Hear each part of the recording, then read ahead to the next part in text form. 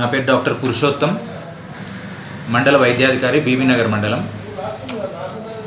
ఇప్పుడు మీరు గమనిస్తున్నారు, ఈ మధ్యకాలంలో గత 10 రోజుల నుంచి కూడా ఉష్ణోగ్రతలు విపరీతంగా పడిపోతూ ఉన్నాయి. గత సంవత్సరం, అంతకుముందు సంవత్సరాల కంటే కూడా చలి తీవ్రత ఎక్కువగా ఉంది.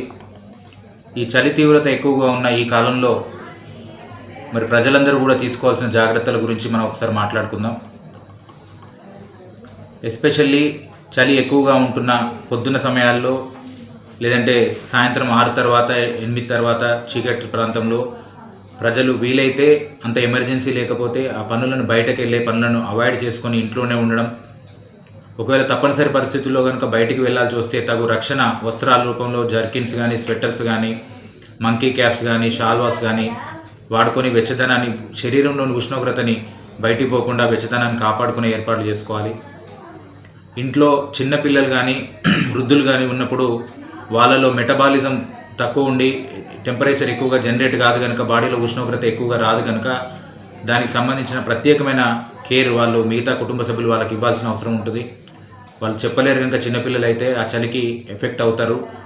బాడీలో ఉన్నటువంటి కోర్ టెంపరేచర్ పడిపోయినప్పుడు చాలా ఇబ్బందులు అవుతాయి. కాబట్టి వాళ్ళకి వెచ్చని దుస్తులు ధరించడం కానీ, వాళ్ళ ఆహార పదార్థాలు, తినే భోజన పదార్థాలు ఎప్పటికప్పుడు తయారు చేసుకొని వేడిగా ఉండేటట్టు చూసుకోవాలి. అదేవిధంగా ఫ్రిడ్జ్లో ఉన్నటువంటి నీళ్లు కానీ, కూల్ డ్రింక్స్ లాంటివి కానీ తాగకూడదు. ఫ్రిడ్జ్లో ఉన్నటువంటి ఆహార పదార్థాలు నిల్వ ఉంచి వాటిని వాడడం చేయకూడదు.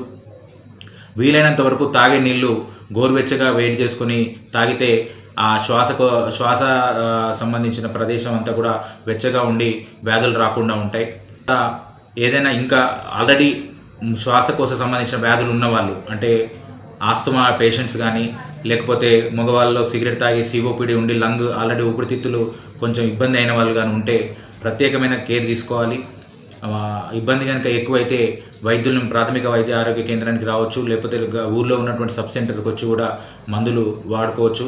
మందులు వాడుకునే దానికంటే కూడా నివారించడమే సరైన మార్గం కింద మేము అడ్వైజ్ చేస్తాం. తప్పనిసరి పరిస్థితులు ఉంటే ఇమీడియట్గా మీరు హాస్పిటల్కి వచ్చి ట్రీట్మెంట్ పొందాల్సిందిగా కోరుతా ఉన్నాం. Thank you.